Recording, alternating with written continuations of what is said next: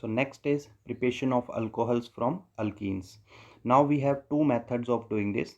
First by using Markovnikov rule and second by using anti-Markovnikov rule. So firstly we will discuss the Markovnikov rule method. इसमें जैसे आप देखिए reaction है आपके पास hydration of alkyne topic करके CH3CH double bond CH2 plus H2O। अब ये जो H2O है ना, इसको आपने ऐसे सोचना है H पॉजिटिव और OH नेगेटिव माइंड में। और मार्कोवनिकोव रूल है तो मार्कोवनिकोव रूल में क्या होता है, नेगेटिव पार्ट यानी OH नेगेटिव आपने उस डबल बॉन्ड वाले कार्बन से ज्वाइन करना है जिसके पास कम हाइड्रोजन है, यानी किसके ज्वाइन करोगे, CH के साथ। और H पॉजिटिव आपने उससे ज्वाइन करना है जिसके पास ज़्यादा हाइड्रोजन है। और इसी तरह से हमारे पास बनेगा CH3 CHOH CH3। तो रिमेंबर मार्कोवनिकोव रूल में क्या होता है, नेगेटिव पार्ट उससे ज्वाइन करना है जिसके पास कम हाइड्रोजन है और पॉजिटिव पार्ट उससे ज्वाइन करना है जिसके पास ज़्यादा हाइड्रोजन है। ये मार्कोवनिकोव रूल है और इसी रूल से ये रिएक्शन प्रोसीड करनी है। तो नेक्स्ट है mechanism of hydration of ethene. अब इसमें देखिए फर्स्ट स्टेप है हमारा प्रोटोनेशन। प्रोटोनेशन का मीनिंग क्या होता है, प्रोटोनेशन मतलब प्रोटोन का एडिशन। प्रोटोन किसको कहना है, H पॉजिटिव को। और रिएक्शन में आप देखिए हमारे पास है CH2 डबल बॉन्ड CH2।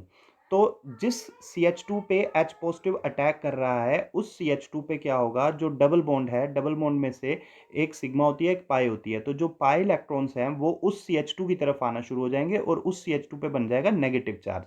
जबकि जो दूसरा CH2 होगा जो दूसरी तरफ जिससे इलेक्ट्रॉन दूर जा रहे हैं उस पे चार्ज क्रिएट हो जाएगा पॉजिटिव चार्ज। और फाइनली इस तरह से हमारे पास बन जाएगा CH2 जिस पे H पॉजिटिव ज्वाइन हो गया वो तो बन गया CH3 और बीच में रहेगी सिंगल बॉन्ड और एंड में क्या बच गया CH2 पॉजिटिव इस तरह से।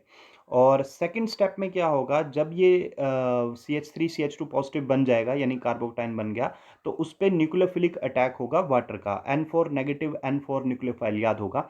तो जो H2O है, H2O में O पे जो लोन पेयर्स हैं, अब H2O में O पे दो लोन पेयर्स हैं जिसमें से एक लोन पेयर अटैक कर देगा पॉजिटिव CH2 पे और हमारे पास इस तरह से बॉन्ड फॉर्मेशन होगी। देखें आगे CH3 CH2 single bond O और O के साथ दो हाइड्रोजन सेम जो वाटर में थे वो आ गए, पर क्योंकि O ने इलेक्ट्रॉन पेयर डोनेट किए बॉन्ड बनाने के लिए CH2 के साथ, इसलिए O पे चार्ज कैसा आ गया, पॉजिटिव। जैसे हम कहते थे कि डोनेशन डोनेशन कैसी बात, अच्छी बात, तो उस पे चार्ज पॉजिटिव आ गया।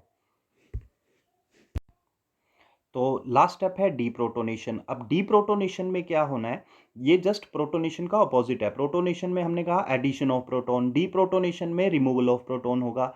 तो अब यहाँ पे एक और चीज़ देखिए, ये जो है डीप्रोटोनेशन में जो सब्सटेंस बना हुआ है इसमें O पे कैसा चार्ज है, पॉजिटिव। अब remember O is the second most electronegative element of periodic table, so O prefer to remain electrons on itself. तो O पे यहाँ पे इलेक्ट्रॉन्स यानी नेगेटिव के बजाय कैसा चार्ज आ गया, पॉजिटिव, तो O इज नॉट हैप्पी। सो जब भी ऐसी सिचुएशन क्रिएट हो जाती है तो O को इलेक्ट्रॉन्स दे देने आपने, कौन से इलेक्ट्रॉन, बॉन्ड के इलेक्ट्रॉन। और बॉन्ड कौन सी सिलेक्ट करना, हमेशा पुरानी बॉन्ड यानी जो शुरू से चली आ रही है उस बॉन्ड के इलेक्ट्रॉन्स दे देना। तो O के साथ H शुरू से हैं तो आपने कोई भी दो OH हैं, कोई भी एक OH बॉन्ड के इलेक्ट्रॉन्स आपने O को दे दिए, तो उससे क्या हुआ, OH बॉन्ड के इलेक्ट्रॉन जब O के पास चले गए तो O पे वापस दो लोन पेयर बन जाएंगे और एक H पॉजिटिव रिमूव हो गया, जो हमारा स्टेप था डीप्रोटोनेशन। तो इस तरह से ये रिएक्शन का मैकेनिज्म है। इसकी आप प्रैक्टिस करिए, रिटन प्रैक्टिस करने से मैकेनिज्म ज्यादा क्लियर होते हैं।